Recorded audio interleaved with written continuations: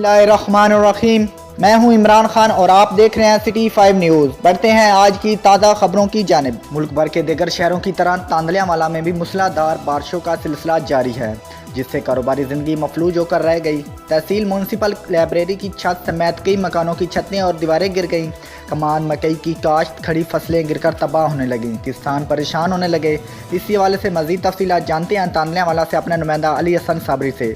जी अली हसन साबरी, तफसीलात से आगाह कीजिएगा। जी, तहसील तांदलियावाला में भी मुल्क के दीगर शहरों की तरह मूसलाधार और तूफ़ानी बारिशों का सिलसिला जारी है।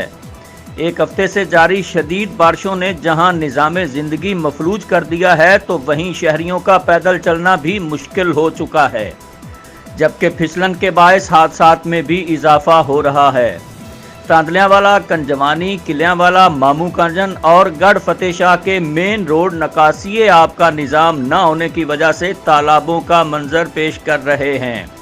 म्यूनसिपल कमेटी की लाइब्रेरी की छत समेत कई दीगर मकानात की दीवारें भी ज़मीन बोस हो रही हैं। सैकड़ों एकड़ रकबा पर काश्त फसल, कमाद और मकई की खड़ी फसलें मुसलसल तूफ़ानी बारिशों से तबाह हो रही हैं, जिस वजह से किसान परेशानी में मुब्तला हो रहे हैं।